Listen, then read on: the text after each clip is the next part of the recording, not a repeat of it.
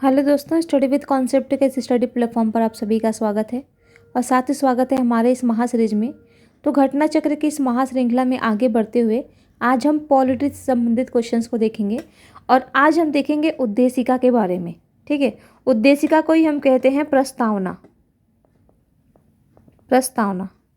ठीक है, तो देखते हैं इसमें अपना पहला क्वेश्चन क्या है। तो इसमें जो हमारा पहला क्वेश्चन है वो ये है कि निम्नलिखित अवतरण में हम भारत के लोग भारत को एक संपूर्ण प्रभुत्व संपन्न समाजवादी पंथ निरपेक्ष लोकतंत्रात्मक गणराज्य बनाने के लिए तथा उसके समस्त नागरिकों को सामाजिक, आर्थिक और राजनीतिक न्याय, विचार, अभिव्यक्ति, विश्वास, धर्म और उपासना की स्वतंत्रता, प्रतिष्ठा और अवसर की समानता प्राप्त कराने के लिए तथा उन सब में व्यक्ति की गरिमा और राष्ट्र की एकता और अखंडता सुनिश्चित करने वाली बंधुता बढ़ाने के लिए दृढ़ संकल्प होकर अपने इस संविधान सभा में आज एक्स, इसका मतलब कि इस एक्स के जगह पे हम कौन से डेट को रखेंगे, को एतद्द्वारा इस संविधान को अंगीकृत, अधिनियमित और आत्मसमर्पित करते हैं। यानी कब किया गया था, यानी कुल मिलाजुला करके ये है कि संविधान सभा को अंगीकृत कब किया गया, ठीक है, संविधान को अधिनियमित कब किया गया और संविधान को आत्मसमर्पित कब किया गया। तो इन तीनों में से आपकी कोई भी शब्दावली आए कि संविधान को अंगीकृत किया गया, संविधान को अधिनियमित किया गया या संविधान को आत्मसमर्पित किया गया, तो कब किया गया था, तो इन तीनों के जो आंसर होंगे वो होंगे 26 नवंबर 1949 को। लेकिन यदि आपसे पूछे कि लागू कब किया गया था, लागू, तब आपका आंसर होगा 26 जनवरी 1950। ठीक है, तो ये आप ध्यान रखेंगे। और यहाँ से आप एक चीज़ और ध्यान रखेंगे कि उद्देशिका में, प्रस्तावना में कितने प्रकार के न्याय की बात की गई है। तो अगर हम देखें तो प्रस्तावना में तीन प्रकार के न्याय की बात की गई है। अब इन तीनों अगर हम न्याय को देखें तो यहाँ पर देखिए सामाजिक, आर्थिक और राजनीतिक, और ये पूछ भी लेता है सामाजिक, दूसरा हमारा है आर्थिक और तीसरा हमारा है राजनीतिक। तो इस चीज़ को आप ध्यान रखेंगे। फिर यदि आपसे पूछ ले कि कितने प्रकार के स्वतंत्रता की बात की गई है, तो अगर हम स्वतंत्रता देखें तो यहाँ पर देखिए स्वतंत्रता, तो ये हो गई 5 प्रकार की। अब इन 5 प्रकार में क्या क्या है आपके, तो एक है आपका विचार, और ये आपको याद होना भी बहुत ज़रूरी है क्योंकि इंटरव्यू में डायरेक्ट आपसे पूछेगा कि आप प्रस्तावना को क्या आपको प्रस्तावना याद है, सुनाइए, पूछ लेता है, कई बार पूछता है। ठीक है, विचार। दूसरा हमारा आ जाएगा आपका इसमें अभिव्यक्ति,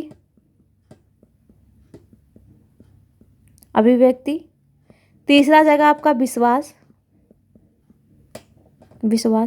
चौथा आपका आ जाएगा धर्म और पांचवा आपका आ जाएगा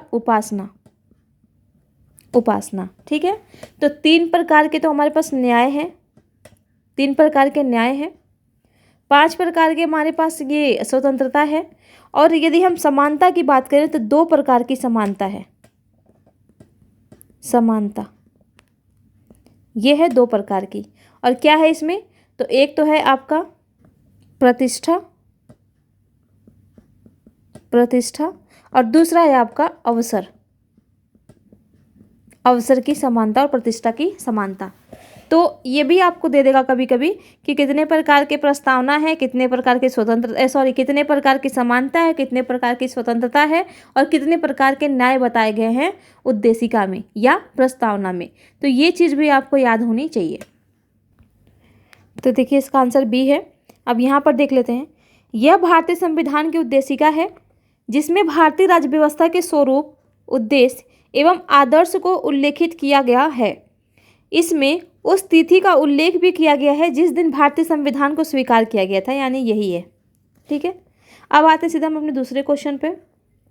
तो दूसरा क्वेश्चन कह रहा है हमारा कि भारतीय गणतंत्र की 26/1/1950, ध्यान देंगे 26/1/1950 को सही संवैधानिक वस्तु स्थिति क्या थी जब संविधान लागू किया गया था? पहला, लोकतंत्रात्मक गणतंत्र। दूसरा, संपूर्ण प्रभुत्व संपन्न धर्मनिरपेक्ष लोकतंत्रात्मक गणराज्य। सी है संपूर्ण प्रभुत्व संपन्न लोकतंत्रात्मक गणराज्य। और चौथा है संपूर्ण प्रभु संपन्न समाजवादी धर्मनिरपेक्ष लोकतंत्रात्मक गणराज्य। तो यदि हम वापस से पहले क्वेश्चन पे आए, अगर हमने इसको अच्छे से समझा है तो हम आंसर को दे ले जाएंगे। यहाँ पर एक चीज़ आप और ध्यान रखेंगे, ये जो यहाँ पर दिया है ना, प्रभु संपन्न, फिर है आपका समाजवादी, फिर है आपका पंथ निरपेक्ष, फिर है आपका लोकतंत्रात्मक और है आपका गणराज्य। तो ये जो कंडीशन है ना, ये जो क्रम है, ये क्रम भी आपको याद होना चाहिए कि पहले प्रभुत्व संपन्न आ रहा है, फिर समाजवादी आ रहा है, फिर पंथ निरपेक्ष आ रहा है, फिर लोकतंत्रात्मक गणराज्य आ रहा है। तो इसका क्रम याद होना चाहिए, क्रमानुसार लगाने के लिए बोल देता है। तो ये भी आपको चीज़ें पता होनी चाहिए।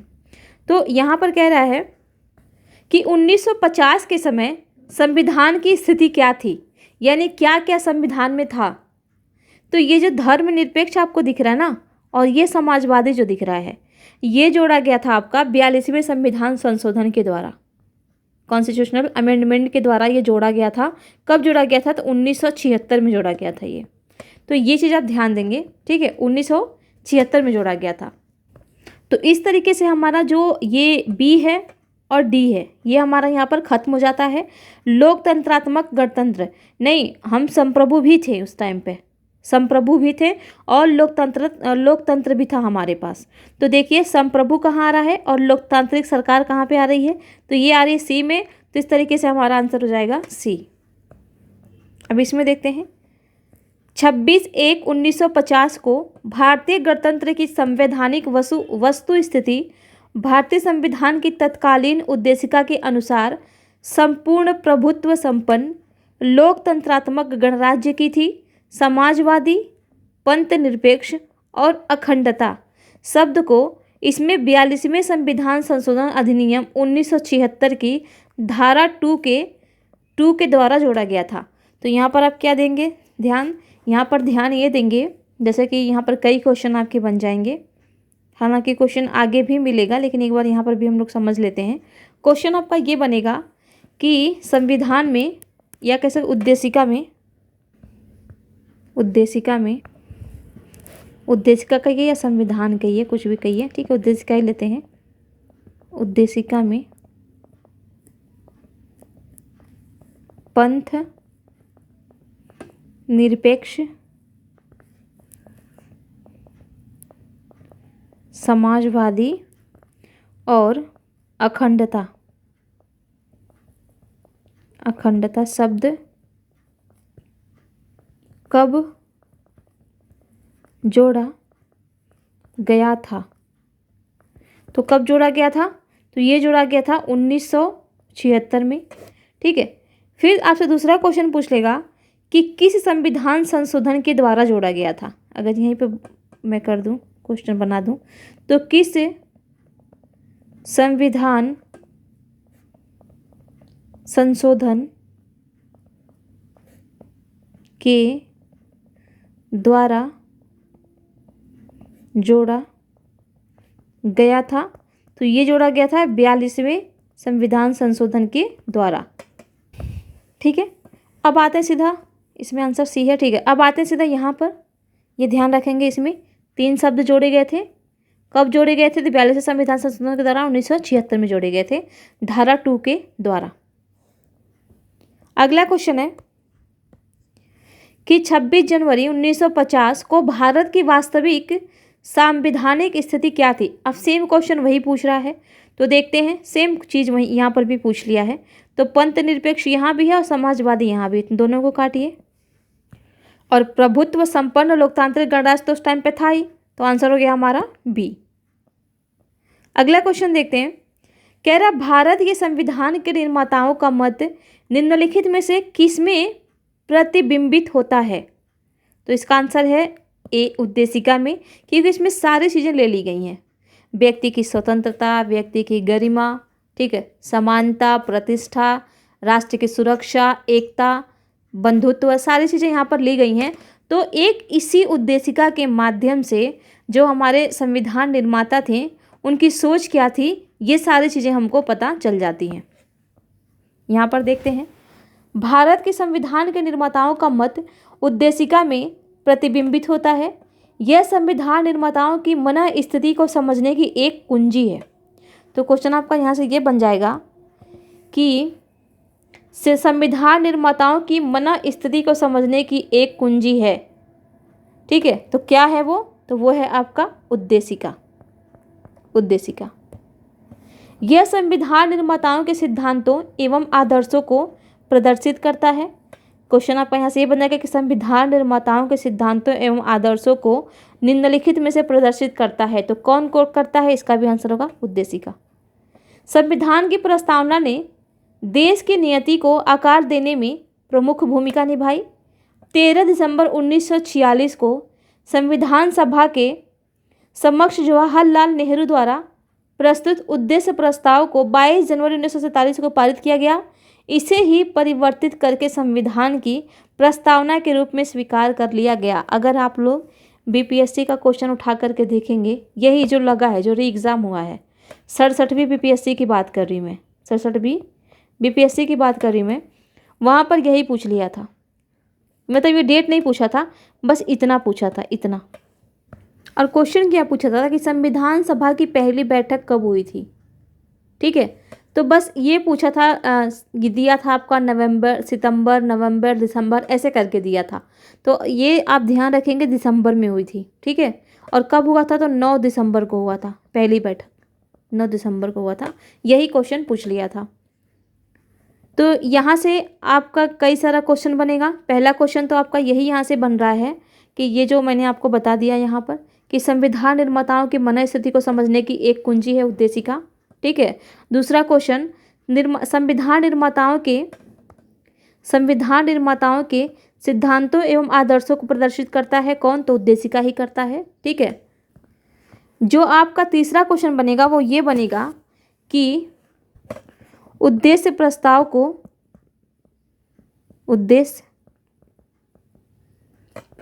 को या प्रस्तावना को उद्देश्य प्रस्ताव या प्रस्तावना संविधान सभा के समक्ष किसके द्वारा प्रस्तुत किया गया था? प्रस्तुत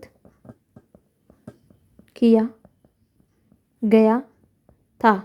तो ध्यान देंगे किसके द्वारा किया गया था? तो ये किया गया था जवाहरलाल नेहरू के द्वारा। दूसरा क्वेश्चन आपका बन जाएगा कि उद्देश्य प्रस्ताव को, या कह सकते हैं कि जवाहरलाल नेहरू के द्वारा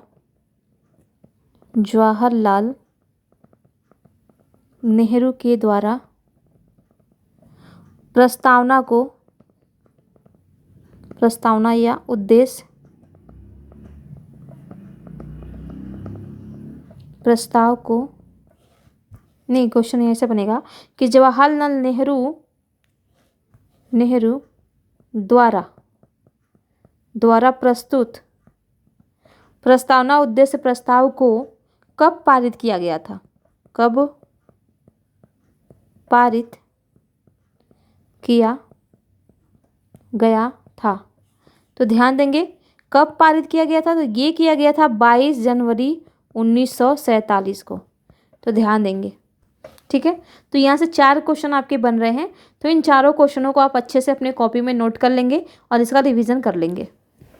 अगला क्वेश्चन है कि भारत के संविधान की प्रस्तावना में कितने प्रकार के न्याय, स्वतंत्रता, समानता एवं भ्रातृत्व की उसी क्रम में उल्लेख किया गया? तो देखिए यही चीज़ आ गया, अभी हम लोग यहाँ पर समझ ही रहे थे कि ये चीज़ यहाँ पर आ गया। तो सबसे पहले किसकी बात की गई है? ध्यान दीजिए, अगर ये क्रम भी आपको याद रहेगा तो भी आप अपने आंसर तक पहुँच सकते हैं। सबसे पहले यहाँ पर न्याय की बात की जा रही है, फिर बात की जा रही है स्वतंत्रता की, ठीक है। यहाँ पर देखिए स्वतंत्रता की। उसके बाद बात की जा रही है समानता की, और उसके बाद बात की जा रही है भ्रातृत्व की भावना की, बंधुता की। तो बंधुता की तो एक ही है ना, ठीक है। तो यहाँ पर अगर हम देखें तो सबसे पहले हमारा है न्याय। तो न्याय कितने प्रकार का है? 3 प्रकार का है, आप सभी को पता है। तो ये देखिए यहाँ पर 3 प्रकार का न्याय दिया है, बाकी 3 कहीं है ही नहीं स्टार्टिंग में। उसके बाद स्वतंत्रता की बात की जा रही तो 5 प्रकार की स्वतंत्रता है, तो यहाँ देखिए कहीं नहीं है। तो इस तरीके से आंसर आपका आ गया ए। तो अगर आपको, चलिए मैं मानती हूँ कि आपको प्रस्तावना याद नहीं है, लेकिन आपको पता है कि हाँ पहले किसकी बात की जा रही है, या थोड़ा सा ट्रिक लगा लीजिए उल्टा सा, ठीक है, कि जब आपको न्याय मिलेगा तो ही आप स्वतंत्र होकर के घूमेंगे, ठीक है, और तभी आपको समाज में सम्मान मिलेगा, ठीक है, सम्मान मिलेगा, तभी आप समान लोगों के साथ उठ बैठ सकते हैं। तो इस तरीके से भी आप कुछ भी उल्टा सुल्टा लगा करके, मैं यही कहती हूँ आपसे, हमेशा बार बार यही बोलती हूँ कि कोई चीज़ आप रटिए मत, जहाँ पर रटने वाली चीज़ है वहाँ कुछ भी उल्टा सुल्टा ट्रिक लगा करके आप याद कर लिया कीजिए, ठीक है। जैसे कि एनसीईआरटी में भी हम लोगों ने कई तरीके से उल्टा सुल्टा जो ट्रिक है लगा करके याद करने की कोशिश किए हैं। तो ऐसे यहाँ पर भी कि पहले न्याय मिलेगा तब हम स्वतंत्र होकर के घूमेंगे, हमको न्याय ही नहीं मिलेगा तो हम घर में टेंशन लेकर के बैठे रहेंगे, कहाँ घूमेंगे फिरेंगे कि हमारे साथ अन्याय हुआ है, हमको न्याय चाहिए, न्याय चाहिए, ठीक है। तो इस तरीके से स्वतंत्र होकर के घूमेंगे तो समाज में आपको इज्जत मिलेगी। तो जो आपके समान पद वाले हैं, जो समान बराबरी वाले हैं, आसपास के लोग हैं, उनके साथ आप उठ बैठ सकते हैं। तो इस तरीके का कुछ भी आप लॉजिक लगा करके याद कर सकते हैं। यहाँ पर देख भी लेते हैं एक बार कि भारत के संविधान की प्रस्तावना में 3 प्रकार के न्याय, 5 प्रकार की स्वतंत्रता, 2 प्रकार की समानता और 1 प्रकार के भ्रातृत्व का उल्लेख किया गया है, ठीक है। तो वही चीज़ है। अगला क्वेश्चन है कि भारतीय संविधान की प्रस्तावना के सिलसिले में निम्नलिखित में से कौन सा क्रम सही है? तो अभी हम लोगों ने ऊपर देखा, गणतंत्र तो पहले आएगा नहीं, इसको काट दीजिए आप। सार्वभौम सत्ता संपन्न, ठीक है, ये तीनों में है, ठीक है। उसके बाद है समाजवादी, तो ये देखिए समाजवादी। अब इसके बाद से यहाँ कहीं समाजवादी नहीं है, यहाँ है, तो एक ऑप्शन आपका ये भी कट गया, बाकी समाजवादी आपका यहाँ है, ठीक है। और ये समानता है, 2 में देखते हैं। फिर है, अब देखिए जनवादी शब्द तो कहीं है ही नहीं प्रियम्बल में, जनवादी तो कहीं है ही नहीं, ये देखिए जनवादी यहाँ पे दे दिया। तो इस तरीके, इसलिए इस चीज़ को, इस क्वेश्चन को उससे बाहर किया है। ये देखिए आंसर को बाहर कर दिया गया है, इसमें से कोई आंसर ही नहीं है। जिस क्वेश्चन को भी हटा दिया गया था, जिस एग्जाम में ये पूछा गया था, बीपीएससी में पूछा गया था, तो आयोग द्वारा इसको मूल्यांकन से बाहर कर दिया गया था। और यहाँ से आप इसका आंसर देख सकते हैं, सार्वभौम सत्ता संपन्न समाजवादी पंथ निरपेक्ष लोकतंत्रात्मक गणतंत्र। तो ये आप ध्यान देंगे। यहाँ पर देखिए संपूर्ण प्रभुसत्व, ये देखिए सत्ता संपन्न दिया है, यहाँ पर क्या बोल रहा है, प्रभुत्व संपन्न समाजवादी पंथ निरपेक्ष लोकतंत्रात्मक गणराज्य। ये जनवादी शब्द का कहीं भी संविधान में उल्लेख नहीं है। तो या तो ये दे, ठीक है, या तो ये दे, तो आप इन्हीं दोनों को आंसर मानेंगे। अगला क्वेश्चन है कि भारतीय संविधान की प्रस्तावना में भारत को किस रूप में घोषित किया गया है? 1 सार्वभौम प्रजातांत्रिक गणतंत्र, 1 समाजवादी प्रजातांत्रिक गणतंत्र, 1 सार्वभौम समाजवादी धर्मनिरपेक्ष प्रजातांत्रिक गणतंत्र, इनमें से कोई नहीं। तो आंसर हमारा सीधा सीधा दिख रहा है, सी है, ठीक है। अगला है कि निम्न शब्दों पर विचार कीजिए, समाजवादी, प्रजातांत्रिक, सार्वभौमिक, धर्मनिरपेक्ष। सही शब्दों को विचारानुसार क्रम दीजिए। तो सबसे पहले हमारा कौन आएगा? तो सबसे पहले हमारा यही आएगा, सार्वभौमिक। तो देखिए तीनों में है, यहाँ भी है, यहाँ भी है, यहाँ भी है, इसमें नहीं है, इसको आप हटाइए। सार्वभौम के बाद हमारा है सार्वभौमिक, यहाँ पर देखिए दिया है सार्वभौम प्रभु, सार्वभौमिक सत्ता संपन्न समाजवादी। तो देखिए अब समाजवादी है ना, तो फिर देखिए समाजवादी कहाँ है? समाजवादी है आपका ए पर, तो सी के बाद से ए आ रहा है हमारा, तो सी के बाद से कहीं भी ए नहीं आ रहा है, यहाँ डी आ रहा है, यहाँ डी आ रहा है, तो इस तरीके से ये एलिमिनेट जाएगा, हमारा आंसर आ जाएगा ए। तो यहाँ देख सकते हैं आंसर आ गया ए। अगला क्वेश्चन है कि भारतीय संविधान की प्रस्तावना में समाजवादी शब्द किस संशोधन के तहत जोड़ा गया था? तो अभी हमने ऊपर देखा 42वें संविधान संशोधन के तहत समाजवादी पंथ निरपेक्ष, ये देखिए समाजवादी, पंथ निरपेक्ष और अखंडता शब्द को जोड़ा गया था। तो ये आप ध्यान देंगे। निम्नलिखित में से कौन सा 42वें संविधान संशोधन के माध्यम से भारत के संविधान में प्रस्तावना में जोड़ा गया था? तो व्यक्ति की गरिमा, निजता, संप्रभुता, ये जोड़ा गया था, समाजवाद और पंथ निरपेक्ष। और तीसरा था हमारा अखंडता। भारतीय संविधान की प्रस्तावना में धर्मनिरपेक्ष व समाजवादी शब्द जोड़े गए थे। तो देखा हमने 42वें संविधान संशोधन के द्वारा। तो आप देख सकते हैं कि यही क्वेश्चन कैसे घुमा फिरा के पूछ रहा है। तो आप कहते हैं ना कि क्वेश्चन कहाँ से बनते हैं समझ में नहीं आता, पेपर बहुत टफ आया है। तो जब ये सारी चीज़ें आप देखेंगे कि किस तरीके से क्वेश्चन, देखिए 16 में यहाँ पूछा है, ठीक है, 16 में यहाँ पूछ दिया है झारखंड पीसीएस में, ये देखिए बीपीएससी पीसीएस में पूछ दिया बीपीएससी में, फिर यहाँ पर देखिए यूपी पीसीएस में पूछ दिया 17 में, ये देखिए 16 में तो पूछा ही था, 17 में फिर यहाँ पूछ दिया, फिर 8 में पूछा है, फिर यहाँ देखिए 5 में पूछा है। तो क्वेश्चन ना यहीं से बनते हैं, घुमा फिरा के ही बनते हैं, इसलिए आप जो भी चीज़ पढ़िए वो अच्छे से पढ़िए। अगला क्वेश्चन है, निम्नलिखित में से कौन भारत को धर्मनिरपेक्ष राज्य वर्णित करता है? मौलिक अधिकार करता है, संविधान की प्रस्तावना करती है, या 9वीं अनुसूची करता है, या राज्य के नीति निर्देशक तत्व करते हैं? तो आपको पता ही है कि ये शब्द तो हमको प्रस्तावना में देखने को मिल रहे हैं, तो आंसर होगा हमारा बी। निम्नलिखित में से कौन सा शब्द सन 1975 में भारतीय संविधान की प्रस्तावना में सम्मिलित नहीं था? 1975 में, अब देखिएगा कैसे क्वेश्चन पूछ रहा है। अब आपको ये चीज़ तो कॉपी में लिखी मिलेगी नहीं कि 1975 में कौन सा शब्द आपका सम्मिलित था और कौन सा शब्द सम्मिलित नहीं था। ये तो आयोग के द्वारा क्वेश्चन बनाया गया ना कि किस तरीके से क्वेश्चन वो पूछेगा बना करके। तो आपको पता है कि अखंडता नहीं था। क्यों? क्योंकि ये 42वें संविधान संशोधन, कॉन्स्टिट्यूशनल अमेंडमेंट, 42वें संविधान संशोधन 1976 में जोड़ा गया था ना, तो 75 में कहाँ से होगा ये? तो इस तरीके से इसका आंसर होगा डी। देखिए आंसर हो गया इसका डी। तो देखिए आप एक क्वेश्चन से कैसे कितने सारे क्वेश्चन बना दिया है घुमा घुमा के, और यही चीज़ आपको पकड़नी है। अगला है, निम्नलिखित शब्दों में से कौन से शब्द 42वें संविधान संशोधन द्वारा प्रस्तावना में जोड़े गए? तो बताने की जरूरत है ही नहीं।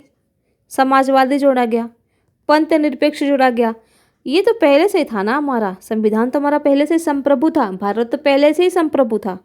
तो चौथा अगर हम एलिमिनेट करें तो ग्राम स्वराज की बात ही नहीं है कहीं भी प्रियम्बल में, ठीक है। तो इस तरीके से हमारा आंसर हो जाएगा बी। आंसर है बी। फिर अगला क्वेश्चन है हमारा। अब देखिए इतने बड़े बड़े क्वेश्चन देख करके घबराइएगा मत कि हमसे सॉल्व नहीं होगा, इसको छोड़ करके हम आगे निकल जाएं और ऐसे क्वेश्चनों को ध्यान दें, ठीक है। तो ऐसे क्वेश्चन को सॉल्व कीजिए, बड़ा मज़ा आता है और ये बहुत ही ईजी होता है। अगला है कि संविधान की उद्देशिका के संबंध में निम्न कथनों पर विचार करिए और दिए गए कोट की सहायता से बताइए कि इनमें से कौन सही है। यहाँ पर पूछा है सही है। पंडित नेहरू द्वारा प्रस्तुत ऑब्जेक्टिव प्रस्ताव अंततोगत्वा उद्देशिका बना। इसकी प्रकृति न्याय योग्य नहीं, इसका संशोधन नहीं, संविधान के विशिष्ट प्रावधानों को यह रद्द नहीं कर सकता। तो सबसे पहले तो आप ये ध्यान दीजिए कि जो पंडित जवाहरलाल नेहरू के द्वारा ही ये प्रस्ताव पारित किया गया था और अंततोगत्वा ये उद्देशिका बना, यानी आगे जा कर के यही उद्देशिका बना। तो इसमें एक तो हमारा सही है।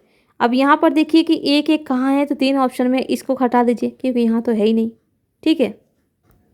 अब चलिए ये तो दूसरा ऑप्शन है, इसकी प्रकृति न्याय योग्य नहीं, ये आपको पता नहीं है, ठीक है, ये आपको पता नहीं है। सीधा आप आइए तीसरे पे, इसका संशोधन नहीं। क्यों भाई? अभी तो 1976 में हुआ था, क्योंकि इसमें समाजवादी, पंथ निरपेक्ष, अखंडता शब्द जोड़ा गया था, वो 42वें संविधान संशोधन के द्वारा ही तो जोड़ा गया था। तो संशोधन कैसे नहीं? तो तीसरा भी आप हटाइए, ठीक है। अब तीसरा आप काट के चौथे पे आइए। संविधान के विशिष्ट प्रावधानों को यह रद्द नहीं कर सकता, बिल्कुल, क्योंकि कभी कभी क्या होता ना कि आपका जो ऑप्शन होता है वो एक साथ मैच कर जाते हैं, और होंगे तो दोनों सही होंगे, नहीं तो होंगे साथ साथ दोनों गलत भी होंगे, ठीक है।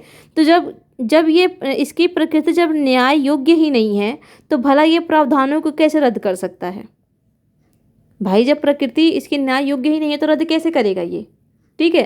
तो ये दोनों मैच कर रहे हैं। तो देखिए आप 1, 2 और 4 कहाँ हैं? तो 1, 2 और 4 यहाँ है बी में। ये देखिए आंसर हो गया इसका बी। अब आगे आते हैं, यहाँ पर देखिए एक बार पढ़ लेते हैं।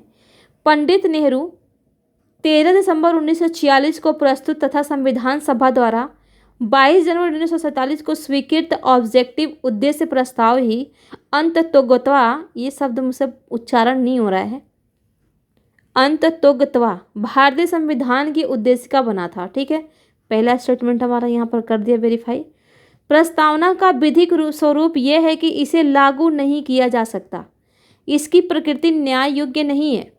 यद्यपि संविधान के विशिष्ट प्रावधानों को यह रद्द नहीं कर सकती, तथापि केशवानंद भारती मामले में सर्वोच्च न्यायालय के निर्णय के अनुसार संविधान की उद्देशिका का उपयोग संविधान के अस्पष्ट क्षेत्रों की व्याख्या करने में किया जा सकता है।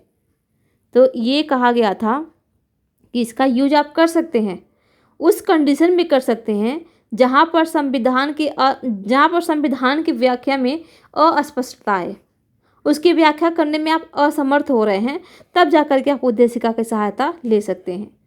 उद्देशिका में संशोधन संभव है तथा 42वें संविधान संशोधन 1976 द्वारा इसमें समाजवादी, पंथ निरपेक्ष एवं अखंडता शब्द जोड़े गए थे।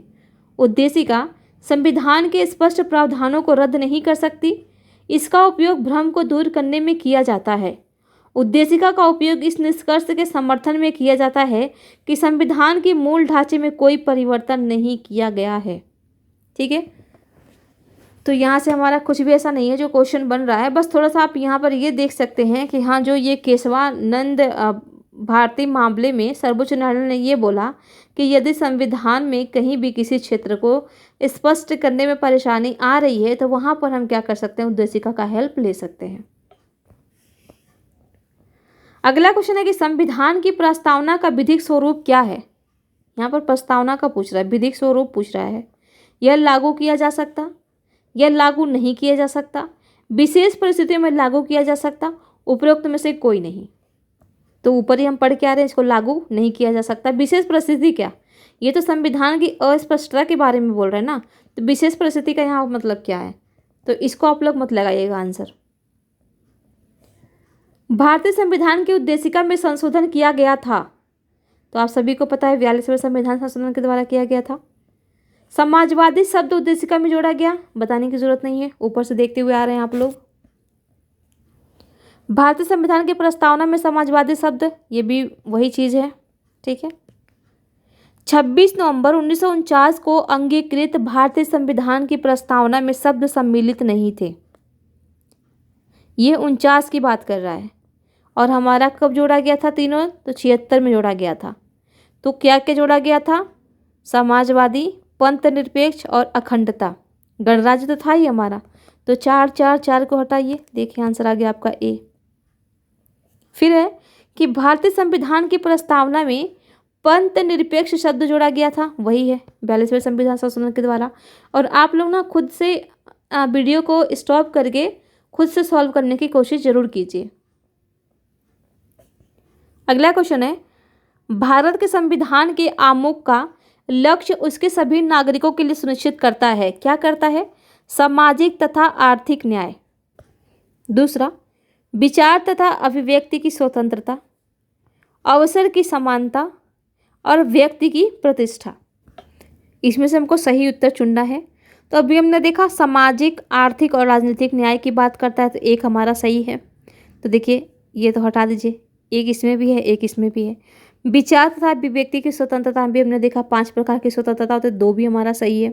ठीक है, 2 इसमें भी है। अवसर की समानता, ये भी हमने देखा, तो यहाँ देखिए 3, तो इसमें 3 है नहीं, 3 यहाँ है। फिर देखा हमने व्यक्ति की प्रतिष्ठा, ये भी था उसमें, तो 4 यहाँ नहीं है, इसको हटाइए, हमारा आंसर आ गया डी। तो देखिए आंसर हो गया हमारा डी। यहाँ पर एक बार देख लेते हैं, भारत के संविधान के आमुख प्रस्तावना का लक्ष्य उसके सभी नागरिकों को सामाजिक, आर्थिक, राजनीतिक न्याय, विचार, अभिव्यक्ति, विश्वास, धर्म और उपासना की स्वतंत्रता, प्रतिष्ठा और अवसर की समानता, व्यक्ति की गरिमा सुनिश्चित करना है। यहाँ देखते हैं 23वें नंबर में, नीचे 2 कथन दिए गए हैं, जिनमें से एक को कथन ए तथा दूसरे को कारण आर कहा गया है। भारत एक संपूर्ण प्रभुत्व संपन्न समाजवादी, धर्मनिरपेक्ष, लोकतंत्रात्मक गणराज्य है। बिल्कुल सही है। इसे 42वें संविधान संशोधन 1976 द्वारा संपूर्ण प्रभुत्व संपन्न लोकतंत्रात्मक गणराज्य के स्थान पर प्रतिस्थापित किया गया। तो सही बात है। यहाँ पर देखिए, फिर से पढ़िए, यहाँ पर कह रहा है कि भारत एक संपूर्ण प्रभुत्व संपन्न समाजवादी धर्मनिरपेक्ष और लोकतंत्रात्मक गणराज्य है और इसे 42वें संविधान संशोधन 1976 का, यानी ये इसके बारे में बात कर रहा है। यहाँ जो दो शब्द दिए गए हैं समाजवादी और धर्मनिरपेक्ष, इनके बारे में बात कर रहा है कि इनको 42वें संविधान संशोधन द्वारा संपूर्ण प्रभु संपन्न लोकतंत्र गणराज्य के स्थान पर प्रतिस्थापित किया गया था। सही बात है, किया गया था। तो इसका आंसर हो जाएगा हमारा ए। यहाँ देखिए, भारतीय संविधान की प्रस्तावना के अनुसार भारत एक संपूर्ण प्रभुत्व संपन्न समाजवादी पंथ निरपेक्ष लोकतांत्रिक गणराज्य है। 42वें संविधान संशोधन द्वारा भारतीय संविधान की प्रस्तावना में समाजवादी पंथ निरपेक्ष अखंडता शब्द जोड़े गए थे। तो यही बात यहाँ पर ये भी कह रहा है, यही बात यहाँ पर दिया भी गया है। अगला है, भारत में लौकिक सार्वभौमिकता है क्योंकि संविधान की प्रस्तावना आरंभ होती है ए प्रजातांत्रिक भारत शब्दों से, बी जनता के जनतंत्र शब्दों से, जनता के लोकतंत्र शब्दों से और हम भारत के लोग शब्दों से। तो आंसर है डी। यहाँ पर दिया ना हम भारत के लोग, तो यहाँ से हो रहा है ना हम भारत के लोग। यहाँ पर देखिए, भारतीय संविधान की प्रस्तावना हम भारत के लोग शब्दों से शुरू होती है, अतः भारत में लौकिक सार्वभौमिकता है। इसका अर्थ है जनता सर्वशक्तिमान है और किसी बाह्य सत्ता के अधीन नहीं है, वो संप्रभु है। ठीक है, वो अपने हिसाब से अपना निर्णय ले सकता है, किसी के दबाव में आकर के वो निर्णय नहीं लेगा। इसके कहने का मतलब यहाँ पर ये है। अगला क्वेश्चन है, हम भारत के लोग शब्दों का प्रयोग भारतीय संविधान में कहाँ किया गया है? तो अभी हमने देखा प्रस्तावना में किया गया है। आंसर होगा इसका डी। सभी व्यक्ति पूर्णतः और समान रूप से मानव हैं, यह सिद्धांत जाना जाता है। तो यहाँ पर कहता है कि सभी व्यक्ति पूर्णतः समान रूप से मानव हैं। तो कहाँ के सार्वभौमिकता में तो आएगा ना ये, तो या इसका आंसर हो गया ए। यहाँ पर दिया है कि सभी व्यक्ति पूर्णतः और समान रूप से मानव हैं, यह सिद्धांत सार्वभौमिकतावाद के नाम से जाना जाता है। इस सिद्धांत के अनुसार सभी व्यक्तियों को उनके मानव अधिकार समान रूप से बिना किसी भी भेद के उपलब्ध होने चाहिए। अगला क्वेश्चन है कि भारत के संदर्भ में निम्न में से कौन धर्मनिरपेक्ष शब्द का सही भाव व्यक्त करता है? ए भारत में अनेक धर्म हैं, बी भारतीयों को धार्मिक स्वतंत्रता प्राप्त है, सी धर्मानुपालन व्यक्ति की इच्छा पर निर्भर है और डी भारत में राज्य का कोई धर्म नहीं है। तो ऐसे क्वेश्चनों में क्या होता है कि हमेशा हमको सबसे बेस्ट आंसर चुनना पड़ता है।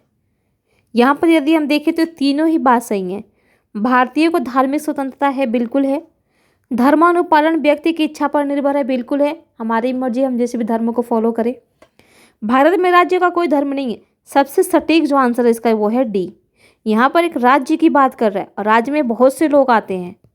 ठीक है, यहाँ पर व्यक्ति की इच्छा है, यानी व्यक्ति में हम आ रहे हैं, मैं आप आ रहे हैं। ठीक है, लेकिन यहाँ पर राज्य में तो बहुत सारे लोग आ रहे हैं ना, क्योंकि भारत एक विविधतापूर्ण देश है। तो इसलिए सबसे जो सटीक आंसर इसका होगा वो होगा डी। अगला है कि निम्नलिखित में से कौन सा शब्द भारतीय संविधान की प्रस्तावना में उल्लेखित नहीं? संप्रभुता, लोकतंत्रात्मक, पंथ निरपेक्ष, आप सभी को पता है ये नहीं है। संघी तो हमने पढ़ा ही नहीं। यहाँ पर है कि भारतीय संविधान की प्रस्तावना में शामिल महत्वपूर्ण शब्द संपूर्ण प्रभु संपन्न समाजवादी पंथ निरपेक्ष। इतनी बार आप लोग इसको पढ़ लीजिए ना कि आपको मुंह पे, मतलब इस जबान पे रखी रहे। जैसे ही आपसे एग्जामिनर पूछे, इंटरव्यूअर पूछे, तुरंत आपका ये निकल जाना चाहिए, एकदम बिल्कुल क्रम के अनुसार, क्रमानुसार आना चाहिए। ठीक है, कह रहा है कि गण राज्य न्याय स्वतंत्रता समानता बंधुता है, परंतु संघीय शब्द भारतीय संविधान की प्रस्तावना में उल्लेखित नहीं है। संविधान के अनुच्छेद 1 में संघ शब्द का प्रयोग किया गया है। तो ध्यान देंगे, यहाँ से एक क्वेश्चन आपका बन रहा है कि संघ शब्द का प्रयोग किस आर्टिकल में किया गया है? तो वो आपका किया गया है आर्टिकल 1 में। अगला क्वेश्चन है, निम्नलिखित में से कौन सा शब्द भारत के संविधान की उद्देशिका में नहीं है? समाजवादी है, पंथ निरपेक्ष है, प्रभुता संपन्न है, लेकिन लोक कल्याण नहीं है। ठीक है, तो इस तरीके से आंसर हो गया हमारा डी। यहाँ पर है कि भारतीय संविधान की प्रस्तावना में निम्नलिखित में से किस स्वतंत्रता का वर्णन नहीं है?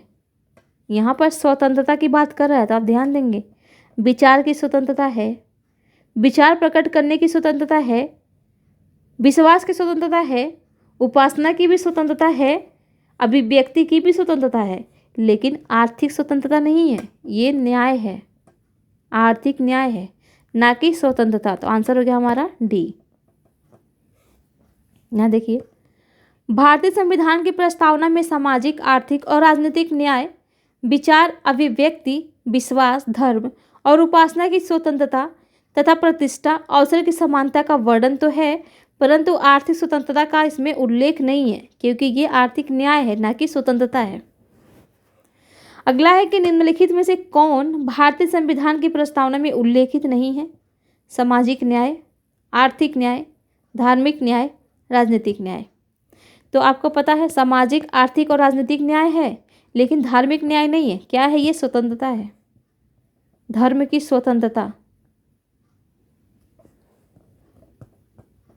ठीक है, धर्म की स्वतंत्रता है। अगला है कि संविधान की, तो देख सकते हैं आप ना, यहाँ पर एक बार यहाँ पे देखिए, और समझने वाली बात है कि देखिए 13 में तो पूछा था किसको लेकर के, चारों तो वही थी, ठीक है, वहीं से थे, प्रियम्बल से ही थे, लेकिन यहाँ पर धर्म की स्वतंत्रता के बजाय यहाँ पर न्याय कर दिया था। और 17 में, ये देखिए 8 में और 17 में सीधा क्या किया, आर्थिक न्याय की जगह यहाँ पर स्वतंत्रता कर दिया। तो आप देख सकते हैं कि किस तरीके से छोटे छोटे शब्दों को केवल घुमा करके आंसर को, क्वेश्चन को कैसे बनाया जा रहा है, और आंसर भी चेंज हो जा रहा है इसका। इसको देखते हैं, संविधान की प्रस्तावना के बारे में कौन सा कथन सही है? समाजवादी, धर्मनिरपेक्ष शब्द 1950 में लागू संविधान के अंग नहीं थे। उक्त शब्द 1977 के संशोधन द्वारा जोड़े गए। उक्त शब्द 1985 के संशोधन द्वारा जोड़े गए। उक्त शब्द संविधान की प्रस्तावना के अंग नहीं है। ठीक है, तो देखिए यहाँ पर पूछ रहा है कि सही है, यहाँ पर कह रहा है ये सही है, ये सही है, ठीक है, लेकिन यहाँ पर कह रहा है कि उक्त शब्द 77 के संशोधन, नहीं ये 76 के जोड़े गए थे ना, 1976 में जोड़े गए थे। 85 ये दल बदल कानून से संबंधित है। फिर कह रहा प्रस्तावना के अंग नहीं है, क्यों नहीं है भाई, तीनों ही अंग हैं, ठीक है, चाहे समाजवादी हो, धर्मनिरपेक्ष हो, वो हो, क्या बोलते हैं, अखंडता हो, ये तीनों इसके भाग हैं। ठीक है, तो इसका आंसर हो जाएगा हमारा ए। क्या देखिए, समाजवादी एवं धर्मनिरपेक्ष, इसको कहते हैं पंथ निरपेक्ष भी कहते हैं, शब्द वर्ष 1950 में लागू मूल संविधान के अंग नहीं थे। ये शब्द वर्ष 1976 के 42वें संविधान संशोधन की धारा 2 द्वारा जोड़े गए। अगले क्वेश्चन पे आते हैं, भारतीय संविधान का कौन सा भाग संविधान की आत्मा कहलाता है? मूल अधिकार, राज्य के नीति निर्देशक तत्व, संवैधानिक उपाचारों का अधिकार और उद्देशिका। तो इसका आंसर है हमारा सी, उद्देशिका ही कहलाता है। यहाँ पर आप देख सकते हैं कितनी बार इस क्वेश्चन को पूछा गया है।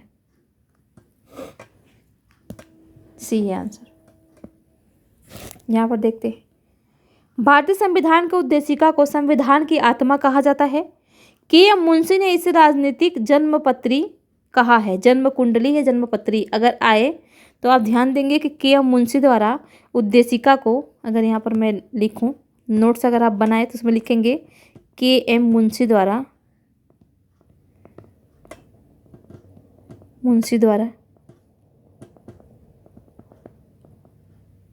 उद्देशिका को राजनीतिक जन्म पत्री, या कह सकते हैं जन्म कुंडली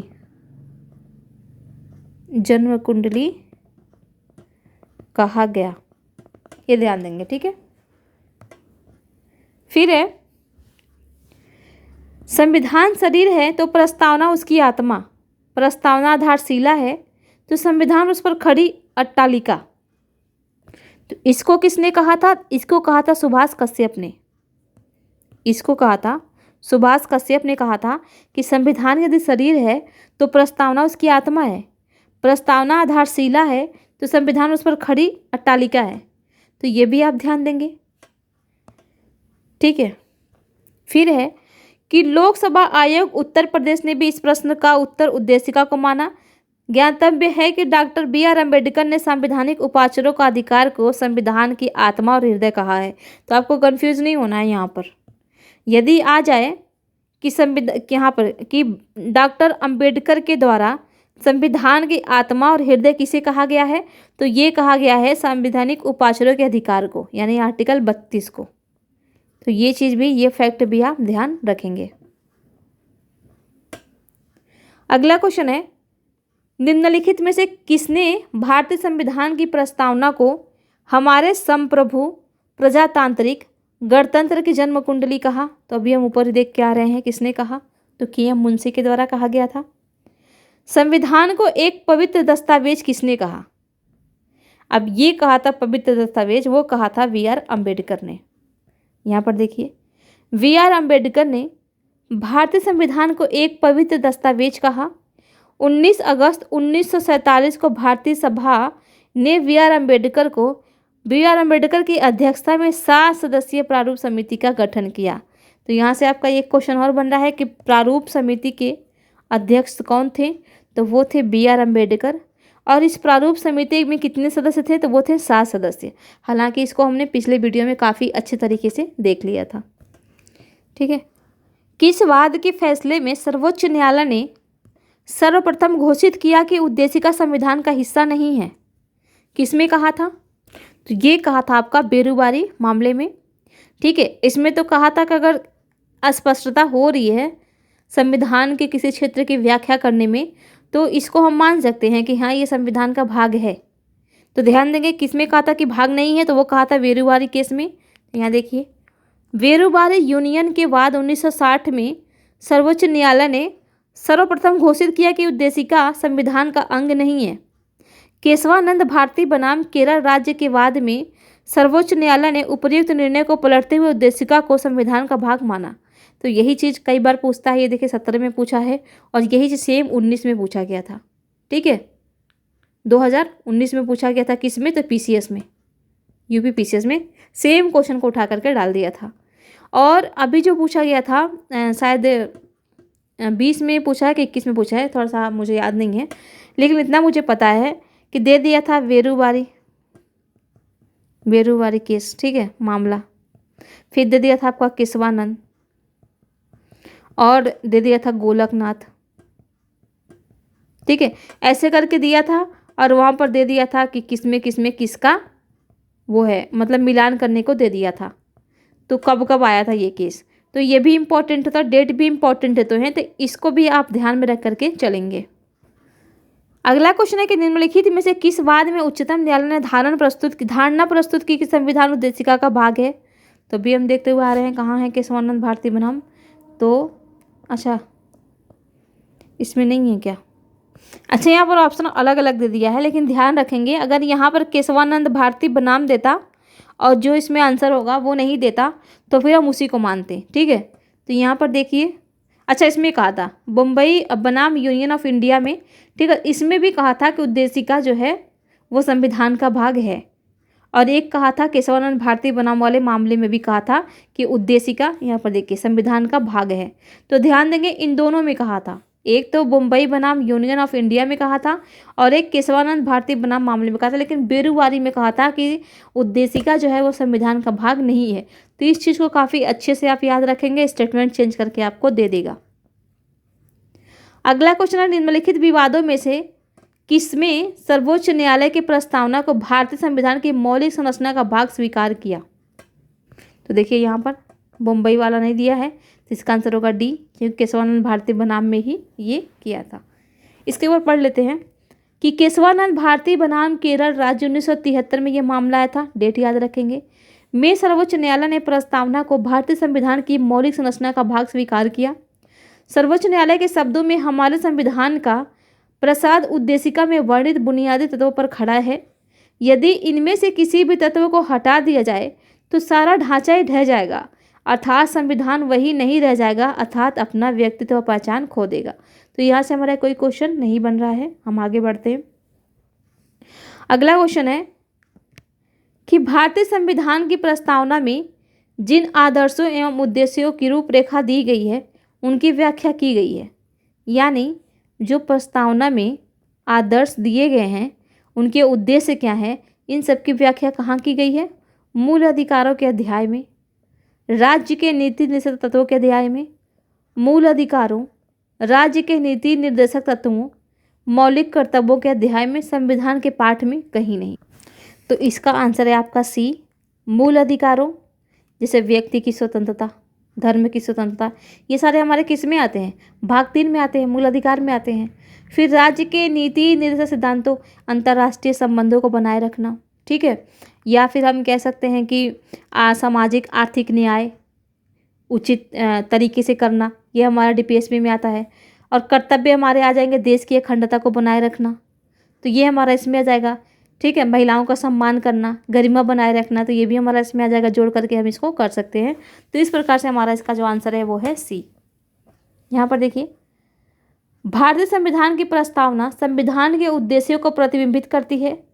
संविधान का मुख्य उद्देश्य भारतीय जनता को सामाजिक, आर्थिक एवं राजनीतिक न्याय तथा विचार, अभिव्यक्ति, विश्वास, धर्म और उपासना की स्वतंत्रता एवं प्रतिष्ठा और अवसर की समानता प्राप्त कराना है। व्यक्ति का उत्कर्ष कहीं संपूर्ण राष्ट्र के उत्कर्ष में बाधक ना बन जाए, इसलिए संविधान में बंधुत्व की भावना पर भी बल दिया गया है।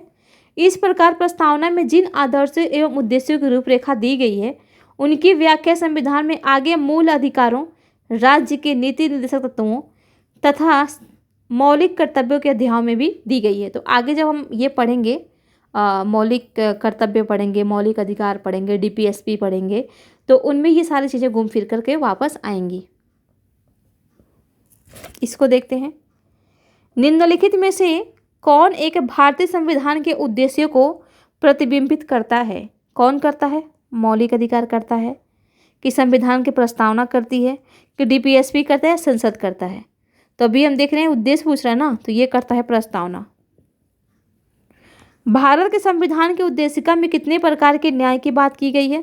देखिए सेम वही चीज़ है, 3 प्रकार के न्याय की बात की गई है। आंसर है इसका बी, ठीक है। यहाँ देख सकते हैं आप, भारत के संविधान की उद्देशिका में 3 प्रकार के न्याय की व्यवस्था की गई है। वे हैं सामाजिक, आर्थिक और राजनैतिक न्याय। सामाजिक न्याय से तात्पर्य है कि प्रत्येक नागरिक के साथ जाति, रंग, धर्म, लिंग के आधार पर बिना कोई भेदभाव किए समान व्यवहार किया जाए। आर्थिक न्याय से तात्पर्य है कि आर्थिक आधार पर किसी के साथ भेदभाव न होना, तथा राजनीतिक न्याय का अर्थ है कि प्रत्येक भारत नागरिक को समान राजनीतिक अधिकार प्राप्त होंगे। तो एक एक बार इसको आप अच्छे से पढ़ लेंगे कि इनका मतलब क्या होता है, इन शब्दों का मतलब क्या होता है। अगला क्वेश्चन है, भारतीय संविधान की प्रस्तावना में इसके सभी नागरिकों को कौन सा न्याय प्रदान करने की व्यवस्था की गई है? सामाजिक, धार्मिक, राजनीतिक। सामाजिक, धार्मिक, सांस्कृतिक। सामाजिक, राजनीतिक व सांस्कृतिक। सामाजिक, आर्थिक व राजनीतिक। तो इसका जो आंसर है वो है डी, सामाजिक, आर्थिक और राजनीतिक की बात की गई है। धर्म आ गया, तो ये तो स्वतंत्रता है ना, स्वतंत्रता है, ठीक है। संस्कृति इसमें कोई है ही नहीं ऐसा। फिर देखते हैं अगला, भारत के संविधान के उद्देश्यों में से एक के रूप में आर्थिक न्याय का किसमें उपबंध किया गया है? उद्देशिका और मूल अधिकार में, उद्देशिका और राज्य के नीति निर्देशक तत्वों में, मूल अधिकार और राज्य की नीति के निर्देशक तत्वों में, उपर्युक्त में से किसी में नहीं। तो इसका आंसर है बी, उद्देशिका में किया गया है और राज्य के नीति निर्देशक तत्वों में किया गया है। यहाँ पर अगर हम देखें तो भारतीय संविधान की उद्देशिका और राज्य की नीति के निर्देशक तत्व आर्थिक न्याय की परिकल्पना एवं उद्देशिका उपबंध करते हैं, ठीक है, वही है, उपबंध करते हैं।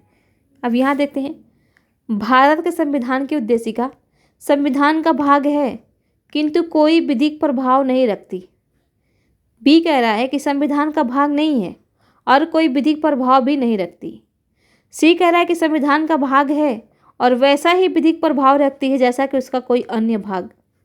डी कह रहा है कि संविधान का भाग है किंतु उसकी अन्य भागों से स्वतंत्र होकर उसका कोई विधिक प्रभाव नहीं है। तो अभी हमने देखा कि ये संविधान का भाग है किंतु अन्य भागों से यदि ये स्वतंत्र होती है तो इसका कोई भी विधिक प्रभाव नहीं रह जाएगा। जैसे कि यहाँ पर अगर हम देखें तो केशवानंद भारती बनाम केरल राज्य में सर्वोच्च न्यायालय की बृहद संविधान पीठ ने, ध्यान रखिएगा आप लोग, ये जो केशवानंद भारती बनाम जो केस था केरल राज्य वाला, इसमें सबसे बड़ी, आज तक की सबसे बड़ी संविधान पीठ बैठाई गई थी सुनवाई के लिए, कि उद्देशिका संविधान का भाग है।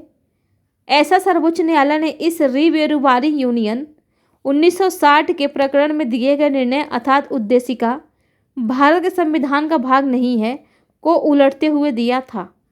इस प्रकार यद्यपि उद्देशिका संविधान का भाग है तथा संविधान के अन्य भागों के निर्वचन में इसकी सहायता ली जा सकती है, किंतु संविधान के अन्य भागों से स्वतंत्र होकर उद्देशिका का कोई विधिक प्रभाव नहीं है। तो यहीं से आप अंदाज़ा लगा सकते हैं। तो यहाँ कह रहा है कि उद्देशिका संविधान का भाग है, किसमें कहा था? तो केशवानंद भारती बनाम केरल राज्य में कहा था। तो यहाँ से भी आप एलिमिनेट कर सकते हैं, नहीं है, इसको हटाइए। और संविधान का भाग है, भाग है, भाग है, ये भी है। और आधी वाली हमने इसमें पढ़ लिया था कि इसका अलग होकर के इसका कोई भी अस्तित्व नहीं रह जाता। तो इस तरीके से हमारा आंसर हो गया डी।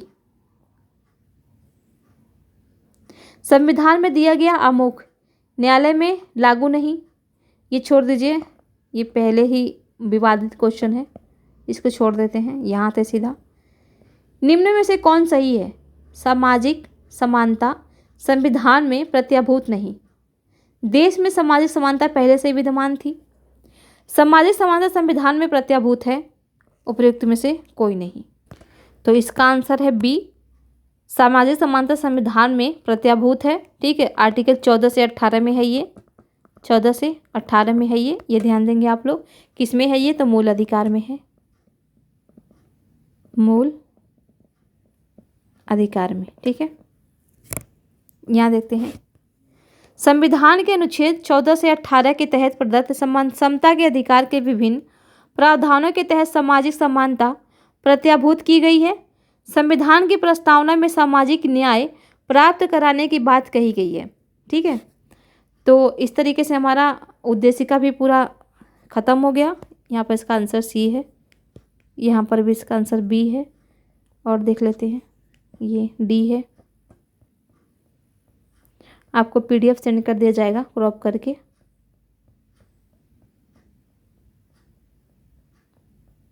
ठीक है, तो ये हमारा समाप्त होता है। बाकी अगले वीडियो में हम देखेंगे शासन प्रणाली को। ये भी काफ़ी इम्पोर्टेंट चैप्टर है। तब तक आप लोग इसका रिवीजन करते रहिए। ठीक है, तो इसी के साथ इस वीडियो को यहीं समाप्त करते हैं। आप सभी को हमारे साथ बने रहने के लिए बहुत बहुत धन्यवाद।